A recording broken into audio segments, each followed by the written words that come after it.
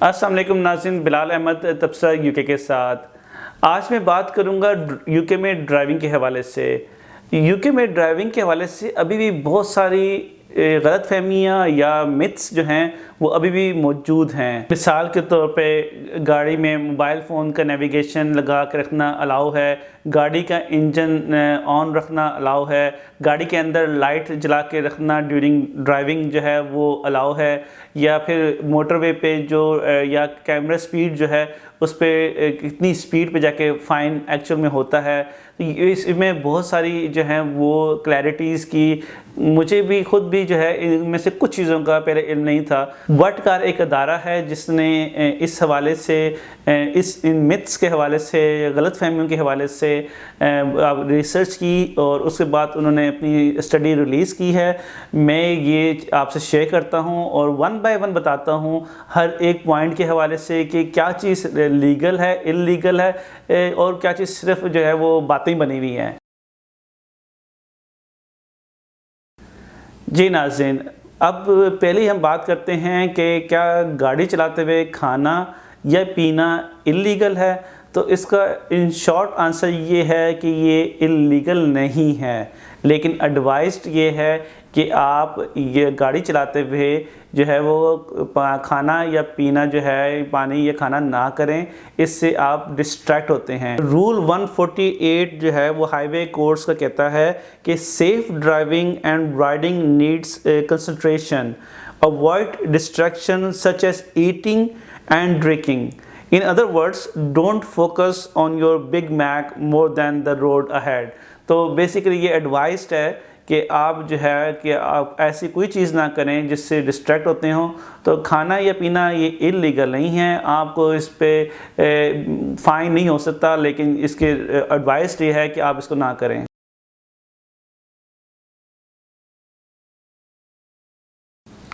अच्छा, दूसरा ये है कि अगर आपकी गाड़ी में अंदर लाइट जल रही है और आप गाड़ी चला रही हैं तो क्या ये इल्लीगल है? हम मतलब मैं खुद भी कई दफ़ा बच्चों को अगर डिस्ट्रैक्ट हो रहा होता तो मैं कहता हूँ कि लाइट बंद कर दें कि इसलिए पुलिस फ़ाइन कर देगी। मुझे खुद भी इस बारे में इतना क्लियर नहीं था।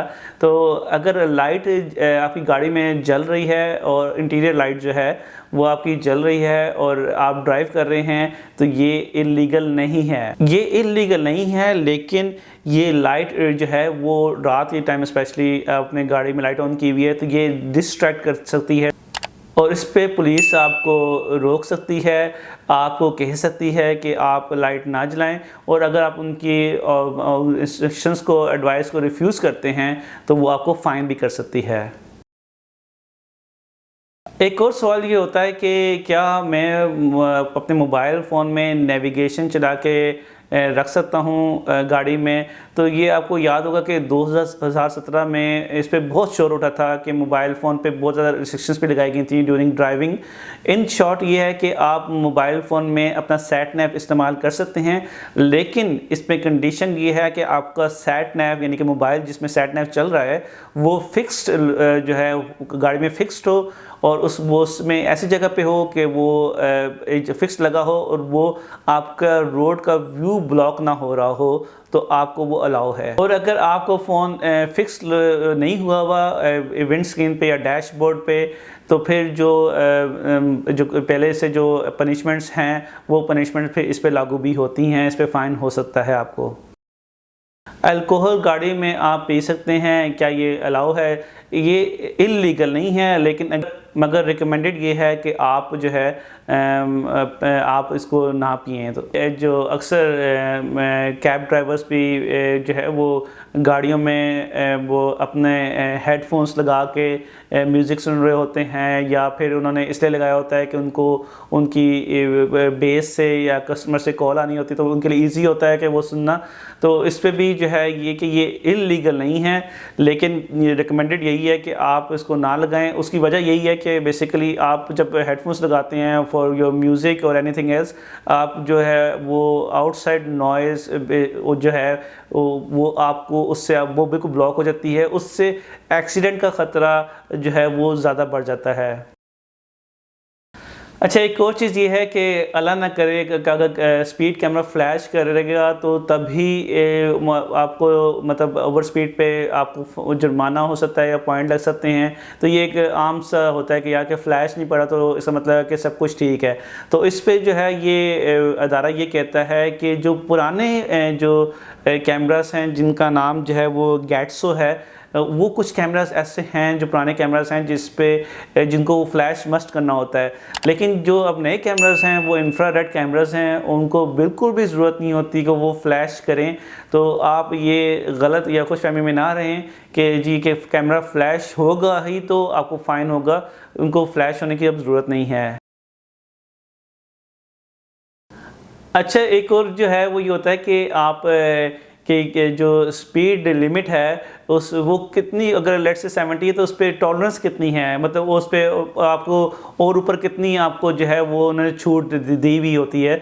तो इस पे एक आम ख्याल ये है कि 10% जो है वो इस पे जो है वो टॉलरेंस होती है कि आप अगर मिसाल के तौर पे 70 miles per hour speed limit है तो आपको इसके ऑन टॉप आपको 10% जो है वो आपको और इस पे छूट है। इस पर इस अदारे ने 33 जो पुलिस फोर्सेस हैं यूके में, इनको ये इंक्वायरी भेजी और ये समझने की कोशिश की कि एक्चुअल में टॉलरेंस है कितनी स्पीड पे। उस 33 में से मोस्टली जो है फोर्सेस ने ये कंफर्म किया कि उनकी 10% टॉलरेंस जो है ऑन टॉप जो है वो रखते हैं। लेकिन उन्होंने साथ ये कहा है कि वो 10% टॉलरेंस के बाद भी प्लस 2 माइल्स पर आवर जो है वो उनकी और ऑन टॉप ऑफ जो है वो उनकी होती है। तो 10% अगर 70 माइल्स पर आवर स्पीड है उसके ऊपर 10% और 10% के ऊपर भी 2 माइल्स पर आवर जो है वो उनकी टॉलरेंस है। ये उनमें से 25 लोकल फोर्सेस जो हैं उन्होंने ये कंफर्म किया है कि ये उनका रूल है। लेकिन लैंकाशायर और मेट्रोपॉलिटन पुलिस ने ये कंफर्म किया है कि उनकी जो टॉलरेंस है वो तो 10% ही है, लेकिन उसके अलावा जो उसके ऊपर भी टॉप पर जो है वो 2 माइल्स पर आवर नहीं, उनकी 3 माइल्स पर आवर उन्होंने ऑन टॉप भी जो है वो एक्स्ट्रा जो है वो लोगों को ये जो है फैसिलिटी दी हुई है कि वो ऊपर भी जा सकते हैं। इसके अलावा जो स्कॉटलैंड और नॉटिंघमशायर की जो फोर्सेस हैं उन्होंने इस पे कोई कमेंट नहीं किया। उन्होंने कंफर्म नहीं किया कि उनकी टॉलरेंस अगर है तो कितनी है, और उसके अलावा वाले से उन्होंने इस बात को उन्होंने कमेंट ही नहीं किया है। लेकिन मैं यहाँ बता दूँ कि ये जो स्पीड लिमिट है ये तो फिक्स कैमरास जो लगे हुए होते हैं उनकी है, लेकिन जहाँ पर ह्यूमनली इन्वॉल्व कैमरास हैं, जहाँ पर बंदे उसको पुलिस उसको ऑपरेट कर रही है, तो वो उस पुलिस ऑफिसर का अपना डिस्क्रिशन हो सकता है।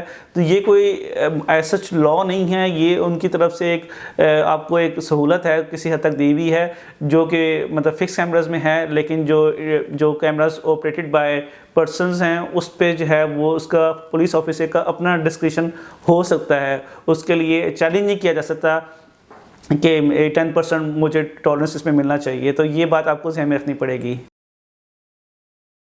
अच्छा, एक और ये होता है कि आप अगर फुल कम्प्रीहेंसिव इंश्योरेंस मेरे पास है तो मैं क्या गाड़ी चला सकता हूँ। तो इन मोस्ट केसेस में तो मैं, अगर मेरे पास फुल कम्प्रीहेंसिव इंश्योरेंस है मैं गाड़ी चला सकता हूँ। लेकिन अगर आप 25 साल से कम हैं और आपको कोई मोटरिंग कन्विक्शंस ऑलरेडी हुई हुई हैं, 25 साल से कम हैं और आपको मोटरिंग कन्विक्शंस ऑलरेडी हुई हुई हैं, तो आप और गाड़ी जो आप चलाना चाहते हैं वो बहुत अनयूजुअल गाड़ी है, यानी कि रेयर गाड़ी है, यानी कि बहुत भारी गाड़ी है, आम गाड़ियों की तरह नहीं है, तो फिर जो है वो आपको मोस्ट लाइकली ये है कि आप उसको नहीं चला सकते हैं, आप उसके लिए कवर्ड नहीं हैं। और उसका बेहतरीन तरीका ये है कि आप अपनी इंश्योरेंस कंपनी से उसको रीचेक कर लें।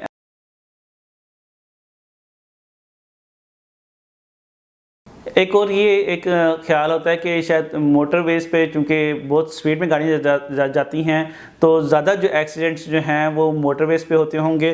तो 2018 की स्टडी के मुताबिक जो हैं अभी तक 63% जो एक्सीडेंट्स जो हुए हैं यूके में वो मोस्टली जो हैं वो आउटसाइड मोटरवे हुए हैं। तो ये भी एक गलत इंप्रेशन है अगर है तो कि चूँकि मोटरवे पे स्पीड ज़्यादा है, एक्सीडेंट्स हम ज़्यादा देखते हैं और गाड़ियाँ वो लंबी लंबी क्यूज़ लग जाती हैं जब एक्सीडेंट होते हैं, तो शायद यहाँ पे एक्सीडेंट ज़्यादा होते हैं। तो ज़्यादातर जो एक्सीडेंट्स हैं वो आउटसाइड मोटरवे होते हैं, जिससे मैंने बताया कि 63% होते हैं।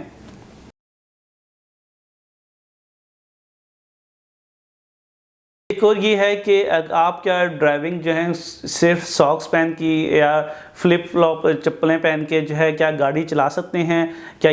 तो इसमें ये भी इल्लीगल नहीं है, ये आप चला सकते हैं। लेकिन जो रूल 97 ऑफ हाईवे कोड जो है वो ये कहता है कि drivers must have footwear and clothing which does not prevent them using the controls in the correct manner. तो अगेन वो आपसे ये कहते हैं कि आपने ऐसा आपने पहना हो जिससे आपका गाड़ी पे कंट्रोल हो। तो कोई उन्होंने बिल्कुल डिफ़ाइन नहीं किया हुआ कि सॉक्स पहन के गाड़ी चलाना इलीगल है, लेकिन आपका उस गाड़ी पे कंट्रोल होना चाहिए, आपके पास जो भी आपने पहना हो वो रीज़नेबल हो। अच्छा, एक और ये चीज़ होती है कि आप जब ओवरटेक कर रहे होते हैं और आप ये समझते हैं कि चूँकि मैंने इस गाड़ी से ओवरटेक करना है और ये दूसरी गाड़ी जो वो 70 पे, लेट्स से अगर लिमिट 70 माइल्स पर आवर है, वो 70 पे जा रही है, तो मैंने ओवरटेक करना है, तो मैं लीगली मैं अलाउ हूँ कि उसको ओवरटेक करने के लिए मैं अगर स्पीड में अगर लीगल लिमिट से क्रॉस भी करता हूँ तो कोई मसला नहीं होता। तो इस पे ये क्लियर किया है इस स्टडी में, इस रिसर्च में कि जी आपको अलाउ नहीं है। इन एनी केस अगर आप ओवरटेक भी कर भी रहे हैं तो आपको जो भी स्पीड लिमिट है आपको उसके अंदर ही रहना पड़ेगा, आप उससे बाहर नहीं जा सकते रिगार्डलेस कि आप दूसरा ड्राइवर जो है वो किस स्पीड पे जा रहा है। और अगर आप इस तरह करते हैं तो उसके पॉइंट्स और जो नॉर्मल फाइन्स हैं वो उसी तरह आप पर लागू हो सकते हैं। एक और ये है कि अगर राउंड अबाउट पे जो है कि 3 दफ़ा से ज़्यादा चक्कर नहीं लगा सकते वरना तो ये इलीगल हो जाता है। तो इस पे जो है वो ये क्लियर किया है कि आप की कोई लिमिट नहीं है, लेकिन जो है पुलिस आपको रोक सकती है कि अगर आप राउंड अबाउट पे डेंजरस ड्राइविंग कर रहे हों तो।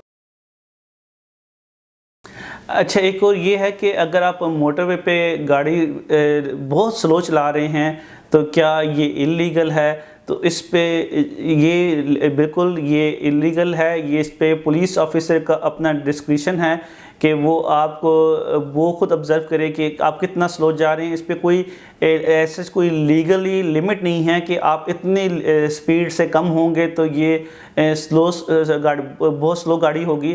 तो ये उस ऑफिसर का अपना डिस्क्रिशन है, जजमेंट है।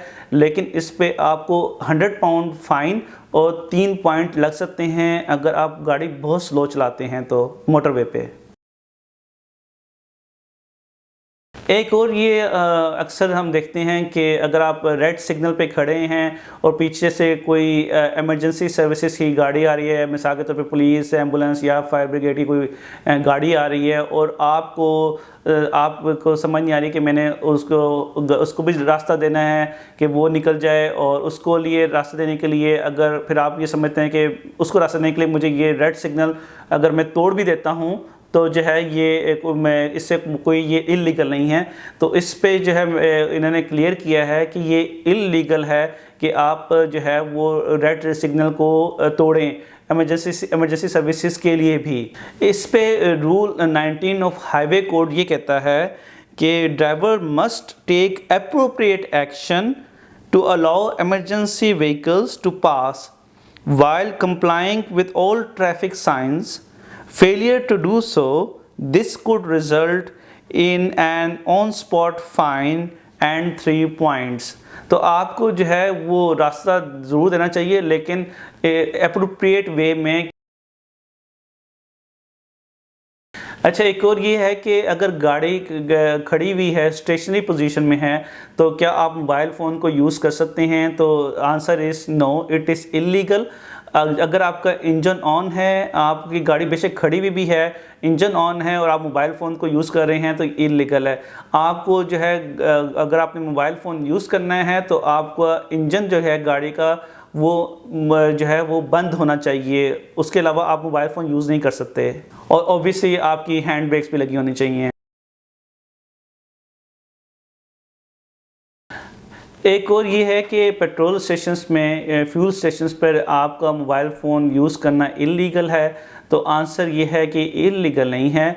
2005 में एक स्टडी की थी और उसमें 243 petrol stations around the world जो हैं जहाँ जहाँ पर आग लगी और उसको देखा गया, तो उसमें से कहीं पे भी जो है वो 243 जो इंसिडेंट्स हुए आग लगने के, उसमें मोबाइल फ़ोन यूज़ करने की वजह से नहीं हुए।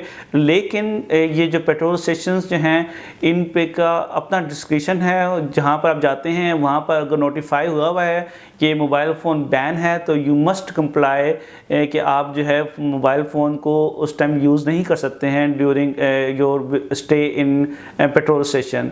लेकिन ये इलीगल नहीं है, लेकिन ये उनका अपना डिस्क्रिप्शन है। तो ये था नाज़रीन रिगार्डिंग ड्राइविंग में मिथ्स इन यूके।